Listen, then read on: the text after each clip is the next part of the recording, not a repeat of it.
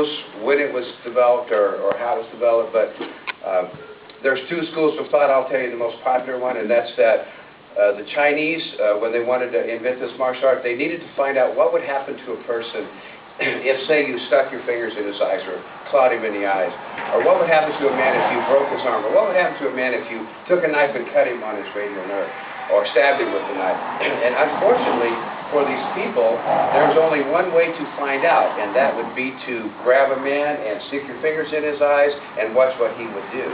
Can you close the door, please? Those cars are really distracting me. Okay. So they needed to find out what it would do, so they would grab a man and stick their fingers in his eyes or whatever. They found out anyway through this torture, and they tortured hundreds of thousands of people, that whenever a target on the body was hit, that a certain reaction would occur every time. And when this reaction does occur, that would set up a target that could be hit. So when you hit one target, let's say you hit me on the chin, it would knock my head back, that would expose my throat. If you punched me in the stomach, I would bend over and that would expose the back of my neck. And then what they would do, they would go out and try these moves on the battlefield and see if they would work. If they didn't work, that person would be killed, his work would be no good. So it was Eric. Eric gets killed, we go, Eric's stuff was no good, we got to get rid of all this stuff because he died. Anybody that survived those techniques became bona fide techniques. They continued to do them over and over again until they were proven to work in combat every single time. In this school here, we're very unique. We teach the punching part of this art. There's two separate parts of the art. There's a punching part and a leverage part. My school, I was lucky enough to learn the punching part back in the 60s. My teacher had actually, Jimmy Wu, had actually stopped teaching the punching part, but I signed up at Frank Wolsey's, who learned from Jimmy, and I was allowed to learn the punching part. 99% of the studios, probably 99.9% of the studios, teach the leverage part of the art. I'm one of the very few people that were lucky enough to learn the punching part of the art. So I'm going to call Usama out. Normally, I would, you got gloves, this is new. You're going to hit me with that? No. Okay, stand up over here. I usually demonstrate on William Cannon. This will be the first year that I haven't demonstrated on William Cannon, and I have never demonstrated on Usama. So this does create quite a problem, probably for Usama. But maybe for me, because it's very, when you start moving at high speeds, it gets real dangerous, and if you can't form a harmony with your partner, then somebody gets hurt. And it could be me too. Sometimes on his way down, a hand might come up and slap me in the face, so I don't know what's going to happen today when I demonstrate on him. Move out a little bit. That beard is going to happen. So I'm going to show you kind of how this would work. When you're making up a lesson or training a lesson, like if he throws a left punch, I might come in and block it here and punch him a couple of times in his heart and backhand and palm. Let's try to switch sides here. So if this left punch comes in, I might block it up, hit him a couple of times. You know, that I could hit him in the groin now, which sets up the throat. I could hit him in that too. So as you get these moves, you start doing them a little bit faster, and you get a little bit more proficient at them as you start to go. And as you continue to practice, then it becomes a little bit more faster, and you can get better at it. When you get real good at it, it's going to look something like this. And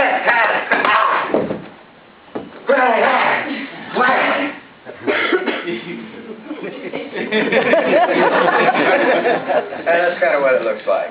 That's called Asu. That move that I just did was a combination of lesson 34 Asu and lesson 9 Asu, which I did make up when I was about a green belt. So what happens when you learn these lessons, first 45 lessons, they do have combinations in them, and you can make up 12,000 different lessons from those 45 lessons, and that's kind of what we would call freestyle.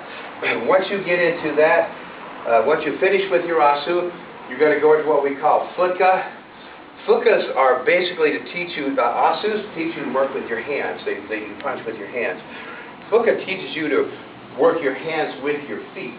So typical Futka moves always are going to use hands and feet, and these are approaches or attacks. So they can be done off punches, but typically they're done from an attack.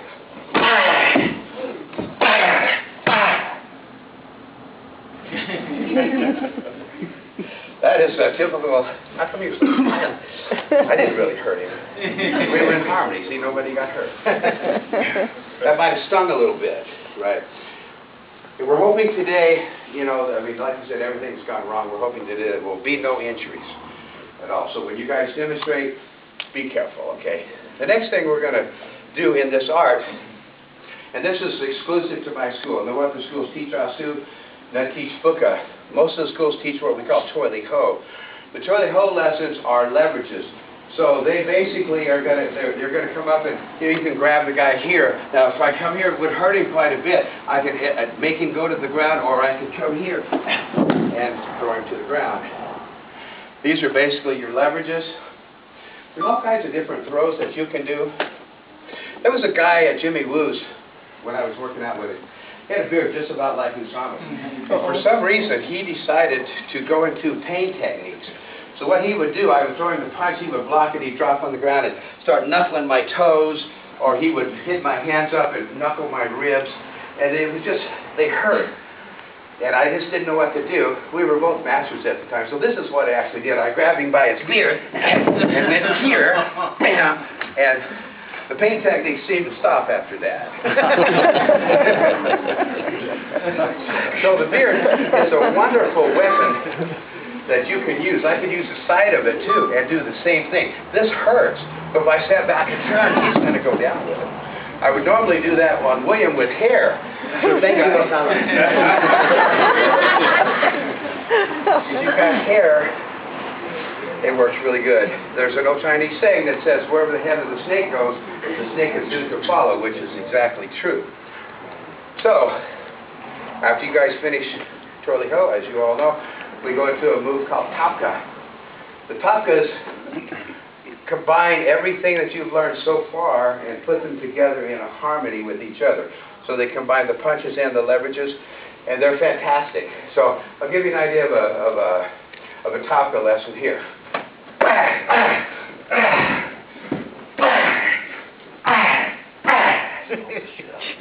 Simple Tapka lesson. It's a great little move. What happens in this move? Let me show you something here. He's just standing there. Let's say that my wife has come up to me and said, you see that guy with the bald head? He touched me inappropriately. I want you to go hurt him. So, I would be crazy. Actually, she would probably have hurt him herself, because he is supposed to be black. But I would be crazy to walk up and go, hey, see that woman over there? He's probably going to punch my lights right out. So, this Tapkas are approaches. What you could do is this.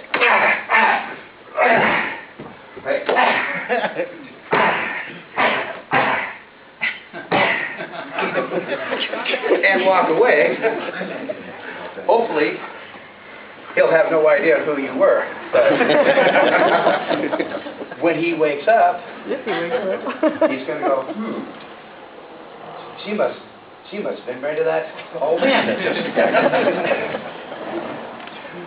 So Tapkas are great moves. They're really wonderful moves. Robert hates Tapkas until the time came to where he needed to use Kung Fu, and then Tapkas came right out. Because they're so beautiful and they work so good. Once you get into finished Tapkas, then we go into what we call Nampai.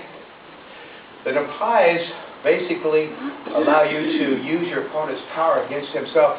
So if he's really big, I don't necessarily want to meet him heads up if he's bigger than me. So Nampai allows you to go to the sides and fight from the sides, or if he's the same size or smaller, then I can go straight in. So I'm going to give you an example of a move that would be, you know, if the guy's the size, I would go straight up. But if he throws his punch,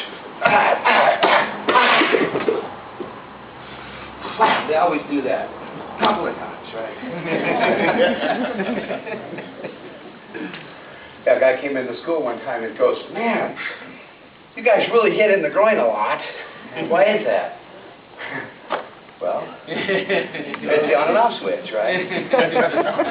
And so we want you off, turned off. So anyway, that will give you a pretty good idea of what the basic training is here. Now, Master Bill, I think you ripped some of Osama's beard off.